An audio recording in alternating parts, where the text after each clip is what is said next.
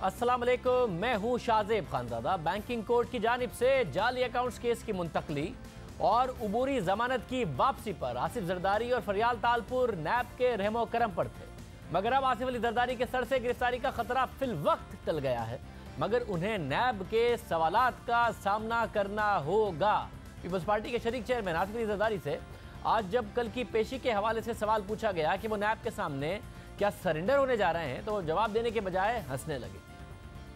जरदारी साहब, जमानत देने का मकसद ये है कि आप नैब के सामने सरेंडर करने जा रहे हैं। आज सिंध हाई कोर्ट में आसिफ जरदारी और फरियाल तालपुर की बैंकिंग कोर्ट के फैसले के खिलाफ अपील पर समाअत हुई। साबिक सदर आसिफ अली जरदारी और फरियाल तालपुर के वकील फारूक नाइक ने अदालत में मौक़िफ़ इख्तियार किया कि बैंकिंग कोर्ट में चेयरमैन नैब ने केस मुंतकली की दरख्वास्त दायर की। सुप्रीम कोर्ट ने इस केस को रावलपिंडी मुंतकिल करने का कहा ही नहीं था। नैब ने सुप्रीम कोर्ट के फैसले की गलत तशरीह की। सुप्रीम कोर्ट ने केस ट्रांसफर करने का कोई हुक्म नहीं दिया। इस मौके पर chief justice Sindh high court Ahmed Ali Sheikh ने फारूक नाइक से पूछा कि क्या आपने सुप्रीम कोर्ट में ये नुक्ता उठाया। इस पर फारूक नाइक ने कहा कि ये मामला था ही नहीं। सुप्रीम कोर्ट ने जब दरख्वास्तों को निपटा दिया तो नैब चेयरमैन ने बैंकिंग कोर्ट में दरख्वास्त दी। फारूक नाइक ने अदालत से केस का पूरा रिकॉर्ड तलब करने की इस्तदा की, मगर अदालत ने रिकॉर्ड तलब करने की ज़मानी दरख्वास्त मुस्तरद कर दी और अदालत ने नैब को 26 मार्च के लिए नोटिस जारी कर दिया। अदालत ने आसिफ अली जरदारी और फरियाल तालपुर के वकील फारूक नाइक की जानिब से बैंकिंग कोर्ट के फैसले पर हुक्म इम्तना देने की दरख्वास्त भी मुस्तरद कर दी। अदालत ने कहा कि फरीकैन को सुनने के बाद फैसला करेंगे। आसिफ जरदारी और फरियाल तालपुर के वकील फारूक नाइक ने सिंध हाई कोर्ट में दलाइल देते हुए कहा कि आसिफ जरदारी को नैब की तरफ से कॉल अप नोटिस जारी किया गया है, उनकी गिरफ्तारी का खदशा है, लिहाजा हिफाजती जमानत मंजूर की जाए। अदालत ने नैब इंक्वायरी में आसिफ जरदारी और फरियाल तालपुर की 10 रोज की उबूरी जमानत मंजूर कर ली और दोनों मुल्जिमान को 10-10 लाख रुपए जमानत जमा कराने का हुक्म दिया है। यानी केस मुंतकली के बैंकिंग कोर्ट के फैसले पर अदालत ने हुक्म इम्तना जारी नहीं किया, मगर नैब को नोटिस जारी कर दिया गया और कहा है कि दोनों फरीकैन का मौक़िफ़ सुनेंगे, फिर फैसला जारी करेंगे। यानी कम से कम अब नैब के सवालात का तो जवाब देना होगा जरदारी साहब को, मगर नैब उन्हें गिरफ्तार नहीं कर सकता फिलहाल। दूसरी तरफ आज अदालत से आसिफ जरदारी को 10 दिन की जो उबूरी जमानत मिली है और कल आसिफ जरदारी को नैब के सामने पेश भी होना है, इसलिए अब उनके सर से गिरफ्तारी का खतरा तो फिलवक्त टल गया, मगर जो जवाब फिर भी उन्हें देना है। साथ ही बिलावल भुट्टो जरदारी को भी कल नैब के सामने पेश होना है और ख़ुद बिलावल भुट्टो ने यह फैसला किया है कि वो कल नैब के सामने पेश होंगे। साथ ही ये खबरें भी सामने आ रही हैं कि बिलावल भुट्टो से इजहार यकजहती के लिए मुल्क भर से पीपल्स पार्टी के कारकुनों को इस्लामाबाद पहुंचने की हिदायत कर दी गई है। पीपल्स पार्टी की पंजाब की क़यादत कल सुबह लाहौर से इस्लामाबाद के लिए रवाना होगी और कारकुनान बिलावल भुट्टो जरदारी की नैब में पेशी के मौके पर काफिले की सूरत में उनके साथ होंगे, ये पीपल्स पार्टी की तरफ से, और इम्कान जाहिर किया जा रहा है कि कल आसिफ अली जरदारी भी नैब के सामने पेश हो जाएंगे।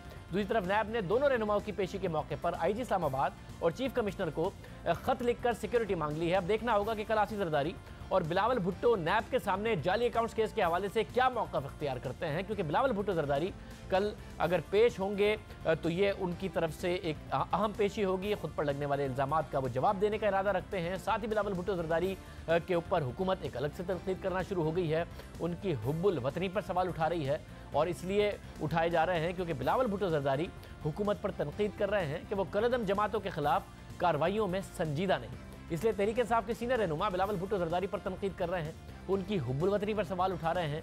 तहरीक इंसाफ के सेनेटर फैसल जावेद ने बिलावल भुट्टो जरदारी पर तनकीद करते हुए कहा कि बिलावल पाकिस्तान की निहायत मनफी तस्वीर कशी में मसरूफ़ हैं। हमारे बहादुर सिपाहियों ने आलमी अमन के लिए जो कुछ किया, बिलावल उस पर पानी फेरना चाहते हैं। उन्होंने मजीद कहा कि पाकिस्तान और अमन मुखालिफ हलकों को खुश करने की कोशिश करते हुए बिलावल को शर्म आनी चाहिए। बिलावल कौम को बताएं वो किसकी ज़बान बोल रहे हैं। बिलावल भुट्टो जरदारी मुसलसल कदम जमातों के खिलाफ कार्रवाइयों के हवाले से सख्त मौक़िफ़ इख्तियार किए हुए हैं, हुकूमत पर तनकीद कर रहे हैं। उन्होंने गुज़िश्ता दिनों कौमी असम्बली में कदम जमातों के खिलाफ कार्रवाइयों के हवाले से हुकूमती कारकर्दगी पर तनकीद की थी और कहा था कि हुकूमत कदम जमातों के खिलाफ कार्रवाइयों में संजीदा नहीं, कदम तंजीमों के हवाले से एक्शन बाज़ नहीं, हुकूमत का हदफ अपोजिशन है, कदम जमातें नहीं। बिलावल भुट्टो जरदारी की इस बात पर वफाकी वज़ीर ख़ज़ाना असद उमर का उस वक्त सख्त रद्द-ए-अमल सामने आया था। उन्होंने कौमी असम्बली में तकरीर करते हुए कहा था कि बिलावल भुट्टो वही बातें कर रहे हैं जो भारत का बयानिया। बिलावल भुट्टो जरदारी ने असम्बली में तकरीर की, असद उमर ने उसका ये जवाब दिया। असद उमर की इस तनकीद के बाद बिलावल भुट्टो जरदारी ने एक बार फिर से सिंध असम्बली में जब प्रेस कॉन्फ्रेंस की तो कलअदम जमातों के खिलाफ कार्रवाइयों पर हुकूमत पर फिर तनकीद।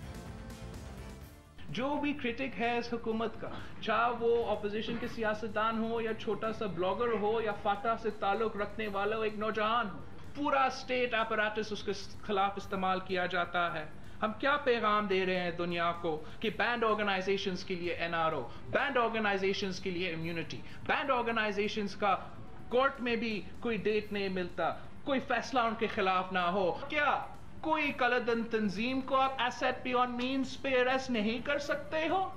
उनके एसेट्स कहां से आते हैं? उस पे जरा जेआईटी बिठाए। यह है बिलावल भुट्टो जरदारी का दावा, जिसकी वजह से बिलावल भुट्टो जरदारी के हवाले से तहरीक इंसाफ का कहना है कि वो किसी और की ज़बान बोल रहे हैं या फिर भारत का बयान कर रहे हैं। हालांकि माजी में खुद इमरान खान ऐसी बातें भी करते रहे हैं और सिर्फ पाकिस्तान में नहीं बल्कि भारत में भारतीय मीडिया के सामने वो ये बातें करते रहे हैं। मुंबई हमलों के हवाले से कहते रहे हैं कि हुकूमत को कार्रवाई करनी चाहिए, मैं होता हुकूमत का मैं तो आप मुझसे उस वक्त सवाल करते। साथ ही रियासती इदारों पर सवालात वो उठाते रहे हैं कि किस तरीके से रियासती इदारे कलदम तंजीमों की पुष्ट पनाही करते रहे हैं। हालांकि उस वक्त की हुकूमत यही कहती थी कि ऐसा कुछ नहीं है, मगर अपोजिशन में होते हुए इमरान खान यही बात करते थे। बिलावल भुट्टो जरदारी कर रहे हैं तो फिर हुकूमत उन पर इल्ज़ाम लगा रही है कि वो किसी और का बयान कर रहे हैं। और मगर बिलावल भुट्टो जरदारी यही नहीं रुक रहे, वो 3 वुज़रा के हवाले से सवाल उठा रहे हैं। उन्होंने 3 वुज़रा का नाम लिए बगैर पहले सवाल उठाया। वफाकी वज़ीर ख़जाना असद उमर ने आज मीडिया से बात करते हुए कहा कि जिन तंजीमों ने आम इंतखाबात में उनकी हिमायत की है वो खुद भी माजी में दहशतगर्दी का शिकार रही हैं। भाईजान, मेरे सिर्फ इलेक्शन कैंपेन के अंदर देखिए कि किन तंजीमों ने मेरी हिमायत का ऐलान किया और उनमें से एक का मैसेज मुझे अभी दोबारा है जो ये वो तंजीमें हैं जो शिकार रही हैं, ये वो फिके हैं पाकिस्तान के जो शिकार रहे हैं दहशतगर्दी का। उन्होंने मेरी इलेक्शन कैंपेन में सर खुल के नहीं, जिस दिन ये इल्ज़ाम लगा ना तो अगले दिन मेरे पास मैसेज आया वहाँ से, उन्होंने कहा जी हम आपके साथ आज भी खड़े हैं, मगर आप चाहते हैं तो हम स्टेटमेंट भी देने को तैयार हैं आपके लिए। 3 वज़रा के हवाले से बात की थी बिलावल भुट्टो जरदारी ने, असद उमर ने जवाब दे दिया। शेख रशीद और फिर वज़ीर मुमलिकत बराए दाखिला बाकी 2 वज़रा हैं। शेख रशीद ने भी कल बिलावल भुट्टो जरदारी के इल्ज़ाम का जवाब दिया था और उन्होंने कहा था कि वह इस्लामी मदारिस की हिमायत करते हैं और करते रहेंगे। अगर इस्लामी मदरसों का साथी होना कोई गलत बात है तो मैं इन इस्लामी मदरसों को पाकिस्तान का किला समझता हूँ। मैं दीन का सिपाही हूँ और जो भी इस्लामी मदरसों की तरफ बढ़ेगा वो मेरी सियासत और मेरी लाश से गुजर के बढ़ेगा। और अगर कोई ये समझता है कि मैं जहादी हूँ, मुझे फ़ख्र है, मैं जहाद पे बिलीव करता हूँ। अगर मेरे महल्ले का मौलवी मौलाना अशरफ अली साहब या हुसैनुद्दीन शाह साहब मुझे ये ऐलान करें असर की नमाज के वक्त कि जहाद फ़र्ज हो गया है, मैं जहाद पे निकलूँगा। ये सियासत की छोटी छोटी बातों से मैं झूठ नहीं बोलता। दोनों ही वज़रा ने बिलावल भुट्टो जरदारी के इल्ज़ामात का जवाब दिया। माजी में उन्होंने जो कुछ किया उसका दिफा किया। इससे पहले जब बिलावल भुट्टो जरदारी की तरफ से शेख रशीद के हवाले से इल्ज़ाम लगाया गया था तो उन्होंने 16 मार्च को ट्वीट किया था कि लोग कहते हैं बिलावल बच्चा है, बिलावल अगर बचकर खेले तो अच्छा है वरना सियासत में मारा जाएगा। शेख रशीद के इस ट्वीट को पीपल्स पार्टी ने धमकी करार दिया, कानूनी चाराजोई का ऐलान किया और अब कल पीपल्स पार्टी शेख रशीद के खिलाफ मुकदमा दर्ज कराने जा रही है। बिलावल भुट्टो जरदारी कलदम जमातों के खिलाफ कार्रवाई का मुतालबा कर रहे हैं। इसके अलावा जो तीसरे वजीर हैं वो वजीर मुमलिकत बराए दाखिला हैं, जो ये कह चुके हैं कि जब तहरीक इंसाफ की हुकूमत होगी तो जो मुख्तलिफ कलदम तंजीमें हैं उनके खिलाफ कार्रवाई के हवाले से वो मौक़िफ़ दे चुके हैं कि इस तरीके से नहीं होगा। उनके हवाले से भी उनके भी इस्तीफ़े का मुतालबा कर रहे हैं, जबकि शहरियार आफरीदी का इस हवाले से कोई मौक़िफ़ सामने नहीं आया। 2 वज़रा की तरह कार्रवाइयों का मुतालबा खुद इमरान खान भी माजी में करते रहे, अब बिलावल भुट्टो जरदारी कर रहे हैं तो हुब्बुल वतनी पर सवालात उठाए जा रहे हैं। इस पूरी सूरत पर बात हम करेंगे। सीनियर साफ़ी मुजीबुर रहमान शामी साहब हमारे साथ मौजूद हैं। शामी साहब बहुत शुक्रिया। ज़ाहिर है बिलावल भुट्टो जरदारी का एक मौक़िफ़ है, साथ में उनका ये भी मौक़िफ़ है कि उनके खिलाफ जो कार्रवाइयाँ हो रही हैं और जिस तरीके से उनका नाम इस सारे के सारे केस में डाला गया वो उनकी तकारीर और उनके बयानात की वजह से है। आप क्या समझते हैं बिलावल भुट्टो जरदारी जो सब बातें कर रहे हैं वो इस वजह से कर रहे हैं कि उनके खिलाफ नैब के मुकदमात हैं या वाकईतन उनके खिलाफ मुकदमात इसलिए हुए हैं कि बिलावल भुट्टो जरदारी का ये बयानिया है? जावेद साहब शुक्रिया। देखिए ये अंडे और मुर्गी की बहस है कि अंडा पहले हुआ या मुर्गी पहले पैदा हुई। मेरा ख्याल दोनों बातें अपनी जगह दुरुस्त हैं। यानी कुछ तो ऐसा मामला ज़रूर था जिसकी वजह से ये सारे मामलात खुले हैं और फिर जो मामलात खुले हैं तो उसका नतीजा जो सामने आ रहा है एक इश्ताल पैदा हो रहा है, एक रद्द अमल भी हो रहा है और लहजा जो है बेकाबू हो रहा है। तो ये दोनों बातें मेरे ख्याल एक दूसरे से मिली हुई हैं, इनको अलग अलग करके देखना मुश्किल होगा। पर जो बातें हैं बिलावल भुट्टो जरदारी की और जो बयानियां हैं और जिसमें सख्ती भी आती जा रही है, अब तो जाहिर है पाकिस्तान में तो एक रिवायत है जो अपना मौक़िफ़ दे उसकी हुब्बुल वतनी पर सवाल उठा दो। हालांकि इससे ज़्यादा सख्त बातें खुद वज़ीर आज़म इमरान खान जब वो अपोजिशन में करते रहे हैं और भारत में बैठ के भारतीय मीडिया के सामने करते रहे हैं, मगर अगर बिलावल कर रहे हैं और उन पर ये इल्ज़ाम लग रहा है तो उनकी मुश्किलात में, उनके वालिद साहब की मुश्किलात में कुछ कमी आ जाएगी इस बयानिए से या इजाफा ही होगा? देखें, लग रहा है कि बिलावल और जरदारी दोनों जो हैं वो इस मामले को एक सियासी रंग दे रहे हैं और इसको इसका वसी करना चाहते हैं, इसका तनाजुर। तो इस लिहाज से तो हो सकता है कि उनके अपने हल्के में उनको कामयाबी हो और फिर जो वसी तर सियासी हमायत हासिल करने के लिए भी ये उनका जो हरबा है वो कारगर साबित हो। लेकिन जहाँ तक कानूनी मामलात का ताल्लुक़ है तो अब तक तो हमने यही देखा है कि नैब पर और अदालतों पर और एहतसाब अदालतों पर उसके असरात कम ही मुरतब हुए हैं। उन्होंने अपना सफ़र जारी रखा है और सियासतदान जो हैं वो अपनी तरंग में रहे हैं। दोनों एक दूसरे को मुतअस्सर नहीं कर सके, फिल वक्त तो यही नज़र आ रहा है। बहुत शुक्रिया। मुजीबुर रहमान शामी साहब हमारे साथ मौजूद थे, गुफ्तगू आपने उनकी सुनी। जो बिलावल भुट्टो जरदारी का बयानिया है उस हवाले से राय अपनी दे रहे थे। प्रोग्राम में एक ब्रेक शामिल करते हैं। एहतसाब अदालत में आपने मुतादिद केसेस की समाअत देखी है, अब बाबर एवान साहब के केस की समाअत हो रही है और उस समाअत में जो कुछ हो रहा है वो बहुत सारे केसेस से बड़ा मुख्तलिफ है। और क्या हुकूमत की ये पॉलिसी है, क्या नैब खौफजदा है, अदालतों के ऊपर इन्फ्लुएंस है, मामला क्या है, जो हक़ाइक़ हम आपके सामने रखेंगे। उधर सुनिएगा एक ब्रेक में।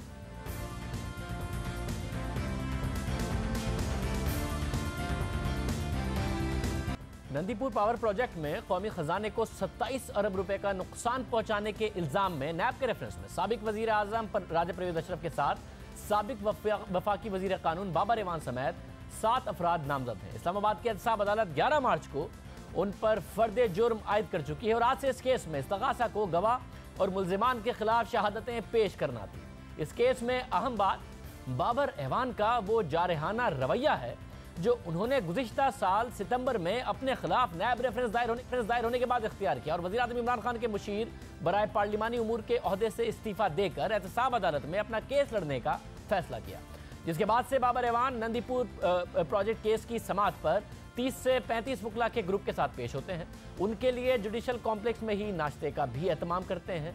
आज भी एहतसाब अदालत में नंदीपुर केस की समाअत के मौके पर बाबर एवान वकला के ग्रुप के साथ पेश हुए और उनके लिए नाश्ते का भी एहतमाम किया गया। जबकि समाअत के दौरान बाबर एवान का अंदाज जारहाना रहा, उनकी नैब प्रोसिक्यूटर इस्तगासा के गवाह के साथ गर्मा गर्मी भी हुई। अहम बात यह है कि बाबर एवान के साथ आए उनके मुंशी और वकला के ग्रुप में शामिल भी नैब प्रोसिक्यूटर से बदतमीजी की, जिस पर एहतसाब अदालत के जज को मुदाखलत करना पड़ी।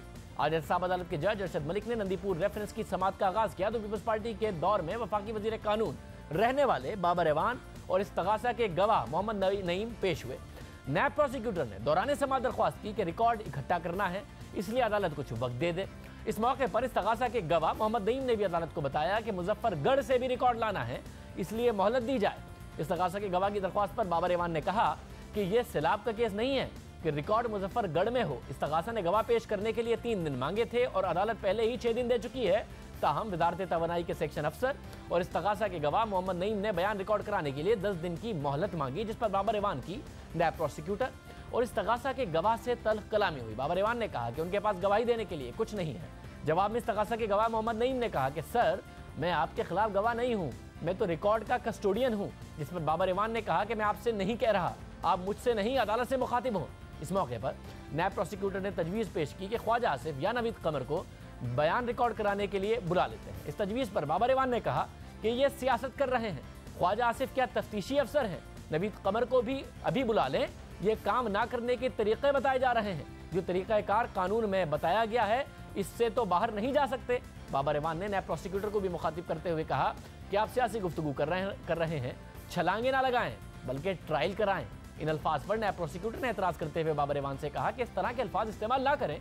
जिस पर बाबर एवान ने कहा कि बुलाएं ख्वाजा आसिफ को कि वो सांप लेकर आ जाएं।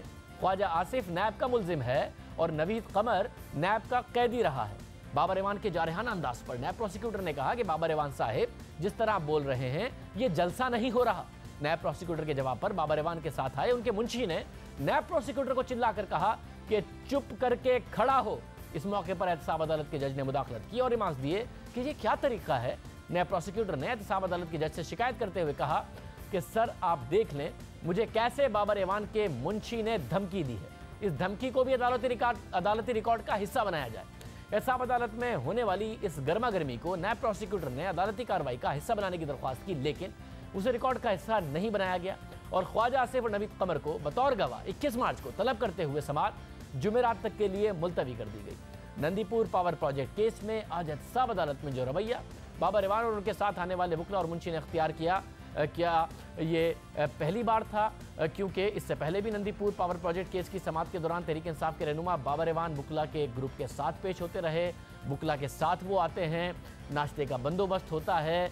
हैरानकुन ये मामला है। हमारे साथ इस वक्त मौजूद हैं उवैस यूसुफजई, नुमाइंदा जी न्यूज़ इस्लामाबाद। उवैस बहुत शुक्रिया। उवैस ऐसा ही होता है क्योंकि आप बहुत सारे केसेस को कवर करते रहे हैं, नैब के केसेस को, एहतसाब अदालत में जो कुछ बाबर इवान के केस में हो रहा है ऐसा ही होता है? जी नहीं, बिल्कुल ये एक नई सूरत हाल एहतसाब अदालत में देखने को मिल रही है जब बाबर अवान के ख़िलाफ़ नंदीपुर पावर रेफरेंस जो है वो शुरू हुआ है। क्योंकि बाबर अवान साहब जब से ये केस शुरू हुआ है एक वकला के जो है ग्रुप की शक्ल में के साथ अदालत में आते हैं और कमरा अदालत बिल्कुल भर जाता है, वहाँ पर गुंजाइश नहीं होती खड़े होने की और कोर्ट भी काफ़ी एक मुश्किल माहौल में ये सारी प्रोसीडिंग कवर कर रही है। जो गवाह होते हैं उनको बाकायदा आज हरासा किया गया अदालत में जज के सामने और इस बात का इजहार भी किया नैब प्रोसिक्यूटर ने कि उनको भी हरासा किया जा रहा है और जो नैब के गवाह पहले गवाह पेश हुए थे उनको भी हरासा किया गया। अदालत से इस्तदा की गई थी कि इस तमाम सूरत हाल को अदालती रिकॉर्ड पर लाया जाए। लेकिन ये एक दिलचस्प अमर है कि जो नवाज शरीफ के ख़िलाफ़ रेफरेंसेस थे उसमें सूरत हाल बिल्कुल यकसर मुख्तलिफ होती थी। कोर्ट जो है सिर्फ 10 वकला को आने की इजाज़त देती थी और वो 10 वकला भी उस वक्त आते थे जब वो पहले से अपने नाम रजिस्ट्रार ऑफिस से क्लियर कराते थे, उनकी लिस्ट गेट पे दी जाती थी और सिर्फ उन लोगों को कमरा अदालत में आने की इजाज़त होती थी। और इसके साथ ही साथ जब केस चल रहा होता था और कोर्ट गवाहों के बयान रिकॉर्ड कर रही होती थी तो उस वक्त अगर कोई मुस्लिम लीगी रहनुमा कोर्ट में नवाज शरीफ से हाथ मिलाए या बात करे तो कोर्ट सख्त नागवारी का ऐसा जो है वो इजहार करती थी और मुतअद्दिद बार जो है लीगी रहनुमाओं को झाड़ भी पिलाई गई, कमरा अदालत से भी निकाला गया। एक मरतबा च्युइंगम चबवाने पर जो है काफ़ी सुबकी का सामना करना पड़ा था मुशाहिद हुसैन सैयद को। लेकिन जो अब कोर्ट का डेकोरम हम देख रहे हैं बिल्कुल ख्याल नहीं रखा जा रहा। तो इस सारी सूरत हाल में कोर्ट काफ़ी बेबस नज़र आ रही है और यही सूरत हाल नैब की भी है कि जब पीटीआई के एक सीनियर रहनुमा बाबर अवान जिन पर यह इल्ज़ाम है कि नंदीपुर पावर रेफरेंस का जो प्रोजेक्ट था उसमें ताख़ीर से 27 अरब रुपए कौमी ख़जाने को नुकसान पहुंचाएगा और इसमें 35 गवाहों की लिस्ट है जो अदालत में पेश की गई है और साबिक 2 वफाकी वज़रा नवीद कमर और ख्वाजा आसिफ भी इस रेफरेंस में गवाह हैं मुल्ज़िमान के ख़िलाफ़। और आज जब नैब प्रोसिक्यूटर ने उनका जिक्र किया और तजवीज़ किया कि इन 2 गवाहों को पहले बुला लिया जाए तो उस वक्त तो बाबर अवान बिल्कुल सीख पा हो गए और उन्होंने कहा ये मेरे सियासी मुखालफीन हैं और अब इनको अदालत में बुलाकर मेरे खिलाफ गवाही रिकॉर्ड की जाएगी। हालांकि जो नैब है वो गवाहों की फहरिस्त पहले ही अदालत में जमा करा चुका है और वो फराहम भी की जा चुकी है मुल्ज़िम को। ये मुल्ज़िम हैं बाबर अवान इस रेफरेंस में और उन्हें तहम्मुल का मुज़ाहरा करना चाहिए, कोर्ट की कार्रवाई देखनी चाहिए। अभी तो फ़र्द जुर्म आयद होने के बाद शहादतों का आगाज़ हुआ है, जब गवाहान अपना बयान रिकॉर्ड करा चुकेंगे तो उसके बाद जिरा का मरहला आएगा।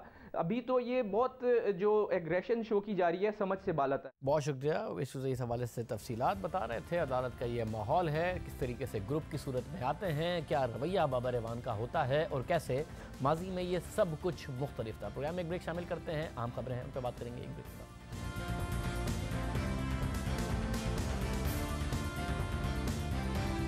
साबिक वज़ीर-ए-आज़म नवाज शरीफ को तिब्बी बुनियादों पर जमानत मिलेगी या नहीं, इस बारे में दरख्वास्त इस्लामाबाद हाई कोर्ट मुस्तरद कर चुकी है। लेकिन अब यह मामला सुप्रीम कोर्ट के सामने है, जहां आज चीफ जस्टिस आसिफ सईद खोसा की सरबराही में जस्टिस सजाद अली शाह, जस्टिस याह्या आफरीदी पर मुश्तमिल 3 रुकनी बेंच ने अल अज़ीज़िया रेफरेंस में नवाज शरीफ की सजा तिब्बी बुनियादों पर मुअत्तल करके जमानत पर रिहा करने की दरख्वास्त पर समाअत की। दौरान समाअत नवाज शरीफ के वकील से उनकी मेडिकल हिस्ट्री से मुतालिक सवालात किए गए, जिस पर ख्वाजा हारिस ने नवाज शरीफ की सेहत से मुतालिक तश्कील पाने वाले 6 मेडिकल बोर्ड्स, उनकी सिफारिशात, नवाज शरीफ की बीमारी और तशखीस से मुतालिक रिपोर्ट्स अदालत में पढ़ी और बताया कि नवाज शरीफ का 2 मरतबा दिल का ऑपरेशन हो चुका है, 7 स्टंट पड़ चुके हैं, ओपन हार्ट सर्जरी के दौरान वेंटिलेटर पर रहे, हाइपरटेंशन, गुर्दे और सीने में दर्द की शिकायत भी हैं। इस मौके पर चीफ जस्टिस ने रिमार्क्स दिए कि रिपोर्ट्स का जायजा इसलिए ले रहे हैं ताकि देखा जाए कि बीमारी कब बढ़ी।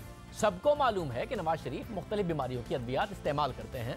नवाज शरीफ ने न सिर्फ तनाव वाली इलेक्शन मुहिम चलाई बल्कि नैब अदालतों में मुकदमात में भी पेश हुए। चीफ जस्टिस ने रिमार्क्स दिए कि अगर अदालत जमानत की सूरत में रिलीफ दे भी तो नवाज शरीफ का नाम ECL पर है, बाहर तो वो जा नहीं सकते। कोई ऐसी नज़ीर बताएं कि सजा याफ्ता शख्स को जमानत पर मुल्क से बाहर जाने दिया गया हो। नवाज शरीफ सजा के बावजूद बैरून मुल्क से वतन वापस आए, लेकिन अंडर ट्रायल मुकदमे में बाहर जाने की इजाज़त देने का अदालती तजर्बा कुछ अच्छा नहीं रहा। इस मौके पर ख्वाजा हारिस का कहना था कि नवाज शरीफ की तिब्बी हालत के पेश नज़र उन्हें अपनी मर्जी के डॉक्टर से मुशावरत की ज़रूरत है। सुप्रीम कोर्ट ने ख्वाजा हारिस के दलाइल सुनने के बाद नैब समेत दीगर फरीक़ैन को नोटिस जारी करते हुए समाअत 26 मार्च तक मुलतवी कर दी है। यानी फौरी रिलीफ नवाज शरीफ को नहीं मिला, लेकिन उनकी इस्तदारत भी अदालत की तरफ से नहीं की गई है। प्रोग्राम में आगे बढ़ते हैं। दहशतगर्दी किसी भी मजहब से मंसूब नहीं है और दहशतगर्दी का कोई मजहब नहीं होता। और जब दुनिया के किसी हिस्से में भी, किसी भी मुल्क में दहशतगर्दी का कोई भी वाक़या होता है, रद्द अमल में इल्ज़ामात की बौछार नहीं की जानी चाहिए और ना ही मुतासिर होने वालों पर ही तनकीद करके नफरत का इजहार करना चाहिए। जिंदा कौमें गम के मौके पर नफरत का प्रचार नहीं करती। मजहब मुख्तलिफ सही, पहचान मुख्तलिफ सही, लेकिन दहशतगर्दी का अमल गलत है। इंसानों का खून बहाना गलत है, अदम बर्दाश्त गलत है, तशद्दुद गलत है। दहशतगर्दी का कोई मजहब नहीं और दहशतगर्दी किसी भी मजहब का पैगाम नहीं। जिंदा कौमें इस बात से इख्तलाफ नहीं करती। न्यूजीलैंड में पेश आने वाले दहशतगर्दी के वाक़े के बाद यही मिसालें देखने को मिली हैं। इस हवाले से न्यूजीलैंड की वज़ीर आज़म के किरदार को हर तरफ से सराहा जा रहा है। उनकी जानिब से मस्बत पैगाम सामने आ रहा है। दुनिया भर में उनकी जानिब से उठाई जाने वाली इक़दामात की तारीफ़ें की जा रही हैं। न्यूजीलैंड की वज़ीर आज़म ने आज पार्लियामेंट में जो तकरीर की, इस तकरीर से भी उन्होंने एक मस्बत पैगाम दिया। उस मुल्क की वज़ीर आज़म की जानिब से ऐसा पैगाम दिया गया जहाँ दहशतगर्दी का वाक़या पेश आया। न्यूजीलैंड की वज़ीर आज़म ने अपने खिताब का आगाज़ सलामती के पैगाम अस्सलाम अलैकुम से किया और मसाजिद पर हमला करने वाले को दहशतगर्द कहते हुए कहा कि वो एक दहशतगर्द है, मुजरिम है, इंतहा पसंद है। आप मुझे कभी उसका नाम लेते नहीं सुनेंगे। और उन्होंने ये दरख्वास्त की कि उनका नाम लीजिए जो जाबहक हुए हैं, ना कि उसका जिसने मासूम जाने ली। जब से ये वाक़या हुआ है, न्यूजीलैंड की वज़ीर आज़म के किरदार की हर तरफ से तारीफ़ हो रही है। इस वाक़े के फ़ौरन बाद हुकूमत की जानिब से जो इक़दाम उठाए गए वो बहुत अहम है। जिस तरह रद्द-ए-अमल ज़ाहिर किया गया वो तरीक़ा मिसाली है। वाक़े के बाद न्यूजीलैंड की वज़ीर आज़म मुस्लिम कम्यूनिटी में गई, मुतासरा ख़ानदान से सियाह लिबास पहनकर मुलाकात के लिए गई, उनको तसल्ली दी, तहफ़्फ़ुज़ का एहसास दिलाया। और सिर्फ न्यूजीलैंड की वज़ीर आज़म ने नहीं बल्कि उस मुल्क के अवाम ने भी मुतासरीन से यकजहती का इजहार किया। और अपने मुल्क में रहने वाले तमाम मज़ाहिब के लोगों ने मुसलमानों के साथ यकजहती का इजहार किया और उन्हें तहफ़्फ़ुज़ का एहसास दिलाया। और ये सिलसिला अब भी जारी है। प्रोग्राम में एक ब्रेक शामिल करते हैं। एक और अहम खबर है, उस पर ज़रा तफसील से बात होगी एक ब्रेक के बाद।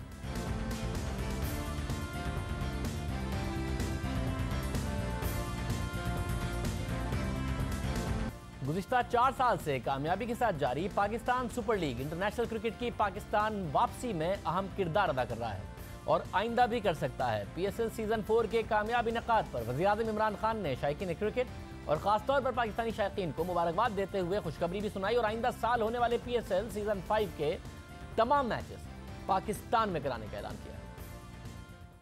आज माशाल्लाह पाकिस्तान एक सिक्योर मुल्क है। मैं उम्मीद ये रख रहा हूँ और उम्मीद नहीं रख रहा, हमने अगला जो PSL है पाकिस्तान सारा वो पाकिस्तान में होगा बजाय कि वो दुबई में हो। वहाँ खाली स्टेडियम्स में, मैं तो क्रिकेटर, मुझे तो पता है कितना बोरिंग होता था खाली स्टेडियम्स में खेलना।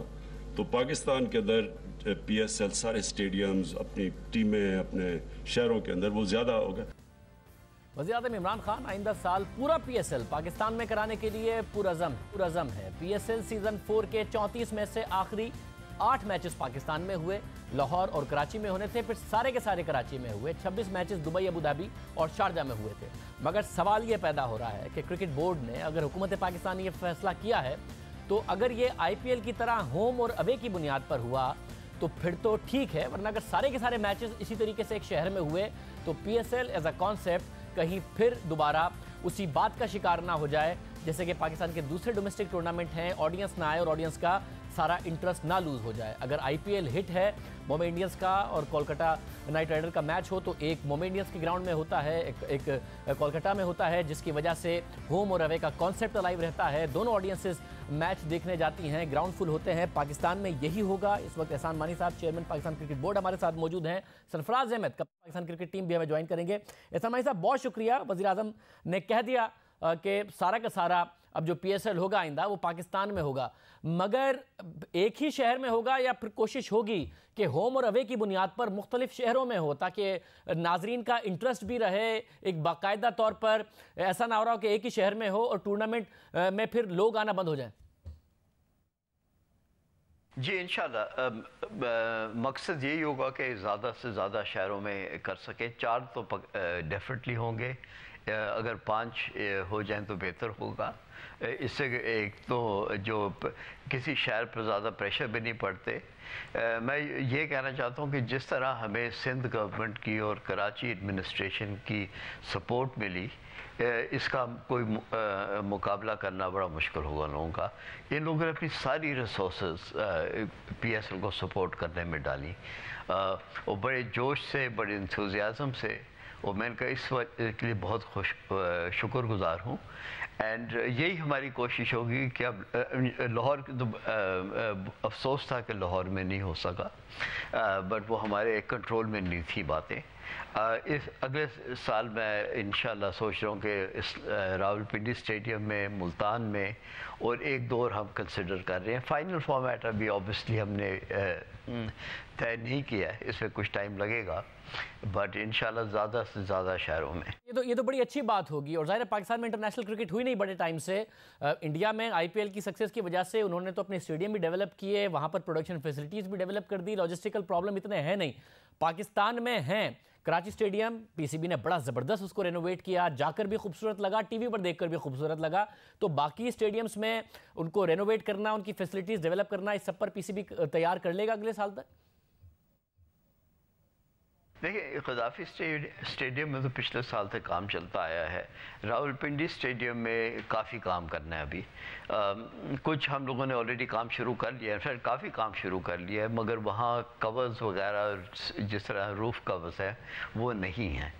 आपको ये याद रखना, और मुल्तान में भी काम हो रहा है, और इंशाल्लाह मुल्तान को तो हम ले आएंगे टू स्टैंडर्ड। आपको ये रखना चाहिए ध्यान में कि पिछले 10-11 साल से कोई रेगुलर इंटरनेशनल क्रिकेट नहीं हुई है पाकिस्तान में। इसकी वजह से जो हमारे स्टेडियम्स हैं उनकी मेंटेनेंस, उनकी अपकीप में कुछ स्लिपेज आई है। तो अब इनको हमें वापस लाना है और स्टैंडर्ड जहाँ इंटरनेशनल टीम्स आके यहाँ खेल सकें। तो इसमें कुछ साल लगेंगे, मगर मुझे उम्मीद है कि हर एक साल बेहतर ही होगा। अब जैसा कि आप कह रहे हैं कि अब सारे मैचेस होंगे होम अवे की बुनियाद पर होंगे, कम से कम 4 स्टेडियम्स में होंगे, तो फिर साथ में ये भी उम्मीद की जाए कि अगर 4 से 5 स्टेडियम में मैच हो रहे हैं तो क्रिकेटर्स भी सारे आ रहे होंगे। 8 मैचेस के लिए तो आ गए इंटरनेशनल प्लेयर्स। अब PSL का इतना बड़ा नाम बन गया है, इतना बड़ा ब्रांड बन गया है, 8 मैचेस करा के पाकिस्तान ने एक स्टेटमेंट दिया है कि इंटरनेशनल प्लेयर्स भी तमाम मैचेस के लिए पाकिस्तान आ रहे होंगे। देखिए, जो हमें फीडबैक मिला है जो फॉरेन प्लेयर्स से, वो बहुत अच्छा मिला है। बहुत पॉजिटिव थे। इनफैक्ट वो फील करते थे कभी कभी कि बहुत ज़्यादा सिक्योरिटी थी। वो निकलना चाहते थे, गोल्फ खेलना चाहते थे, बाज़ार में फिरना चाहते थे, वो सब इतनी फ्रीडम से नहीं कर सके। इसमें मैं ये कहूँगा कि हमारे जो मीडिया उसने बड़ा अच्छा सपोर्ट किया है। जिस तरह उनको तसल्ली दी, कॉन्फिडेंस दी ओवरसीज़ प्लेयर्स को, ये मुल्क की परसेप्शन की बात होती है। यही खबरें जो आप लोग यहाँ लिखते हैं, जो दिखाते हैं टीवी पर, ये बाहर भी दूसरे मुल्कों में ब्रॉडकास्ट होती है।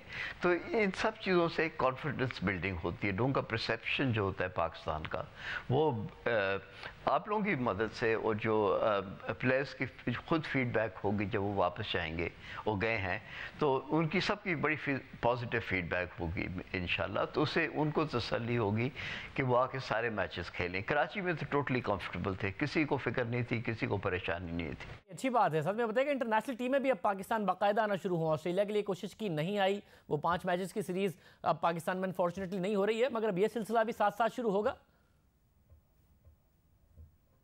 देखिए, ऑस्ट्रेलिया का केस थोड़ा सा यूनिक था।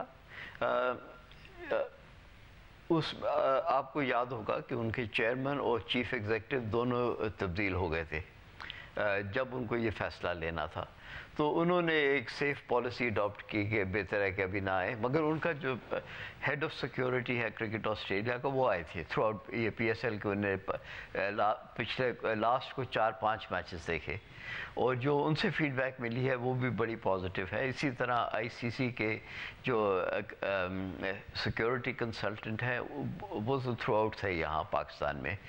उनसे भी हमें जो फीडबैक मिल रही है वो बहुत पॉजिटिव है। आपने ऑलरेडी डेविड रिचर्डसन जो ICC के चीफ एग्जीक्यूटिव हैं, वो आपने खुद देख लिया। वो कहते हैं कि international cricket, Pakistan is moving towards return of international cricket. हमारी तरफ से पूरी कोशिश होगी। ऑब्वियसली जो दूसरे मुल्कों के कंसर्न्स हैं वो हम एड्रेस करेंगे, उसको हम लोग बड़ी सीरियसली लेते हैं, और उनको कंप्लीट एश्योरेंस मिलेगी कि पाकिस्तान काबुल है इंटरनेशनल मैचेस यहाँ होस्ट करने। बहुत शुक्रिया। चेयरमैन पाकिस्तान क्रिकेट बोर्ड एहसान मानी हमारे साथ मौजूद थे। कप्तान पाकिस्तान क्रिकेट टीम सरफराज अहमद हमारे साथ मौजूद है। सरफराज, बहुत शुक्रिया। बहुत आपको मुबारक हो।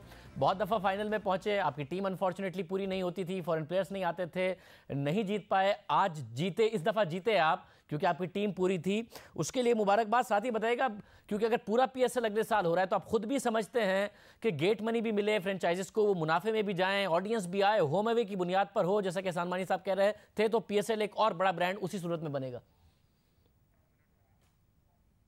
बिल्कुल बिल्कुल, देखें बिल्कुल शाहिद भाई, बिल्कुल ऐसा ही होना चाहिए। देखें जिस तरीके से यहाँ के लोगों ने, लाहौर के और कराची के लोगों ने रिस्पांस किया है, और जो क्रिकेट पाकिस्तान में आपको देखने को मिली है PSL में, शायद वो थोड़ा दुबई में थोड़ा सा डिफिकल्ट होता है पिचेस के हिसाब से एडजस्ट होने में, लेकिन अगर पाकिस्तान में होगी, एक तो क्राउड बहुत पैशनेट है क्रिकेट के बारे में, और लोग यहाँ पे क्रिकेट देखना चाहते हैं, और जो इम्प्रूवमेंट हमारी पाकिस्तान की क्रिकेट की पाकिस्तान में होगी वो शायद बाहर नहीं हो सकती। यहाँ पे आपको टैलेंट ज़्यादा मिलेगा। जो क्वालिटी ऑफ क्रिकेट आपको इन 8 मैचों में देखने को मिली है, वो शायद पूरी PSL में देखने को नहीं मिली। तो मैं समझता हूँ कि बिल्कुल यहाँ मैचेज होने चाहिए, जो ग्राउंड अच्छे हैं बिल्कुल वहाँ मैचेज होने चाहिए। इससे हमारी पाकिस्तान की क्रिकेट को बहुत ज़्यादा फायदा होगा। सर, आपने देखा कि पाकिस्तान, क्योंकि ज़ाहिर कोयटा ग्लैडिएटर के कप्तान तो है, पाकिस्तानी क्रिकेट टीम के भी कप्तान है, आपके नया टैलेंट बैटिंग में, बॉलिंग में आपको नजर आया PSL में पाकिस्तान के लिए? देखिए, बॉलिंग का तो शादी भाई आपके सामने है। हसनैन जो है, जो कोयटा ग्लैडिएटर से खेल लेते, वो एक बड़ा जबरदस्त टैलेंट पाकिस्तान को मिला है। उसके अलावा कराची से अगर आप देखें तो उमर खान थे, वो बहुत अच्छे थे। उसके अलावा हारिस रऊस ने, अब जो फास्ट बॉलर है लाहौर कलंदर के। उसके बाद इलियास हैं, मूसा हैं। उसके अलावा और भी 2-3 प्लेयर्स हैं, लाइक एहसान अली, जो कि कोयटा ग्लैडिएटर से खेले। शुरू में थोड़ा स्ट्रगल किया, लेकिन जिस तरीके से उन्होंने अपने यहाँ पोटेंशियल शो किया है, तो ये ऐसे प्लेयर्स हैं जो कि आगे जाके पाकिस्तान के लिए अच्छा परफॉर्म कर सकते हैं। तो ये बताइएगा, ज़ाहिर कोयटा ग्लैडिएटर बतौर कप्तान आपने ट्रॉफी जितवा दी उन्हें, फिर साथ में चैंपियंस ट्रॉफी, ज़बरदस्त भारत की टीम थी, उसे हराकर जितवा दी। अंडर 19 वर्ल्ड कप, वो भी भारत की बड़ी अच्छी टीम थी, शर्मा पुजारा सब थे उसमें, जडेजा, वो भी वर्ल्ड कप लेकर आ रहे हैं पाकिस्तान इंशाल्लाह। देखें शाहिद भाई, इंशाल्लाह लेकिन पूरी कोशिश है हमारी, हम लोग पूरी कोशिश करेंगे।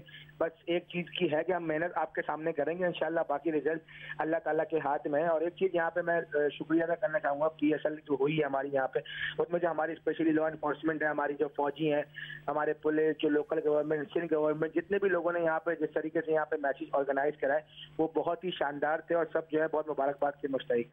कप्तान पाकिस्तान क्रिकेट टीम सरफराज की गुफ्तगू आपने सुनी। आज के प्रोग्राम में इतना ही, आपसे कल के प्रोग्राम में मुलाकात हुई।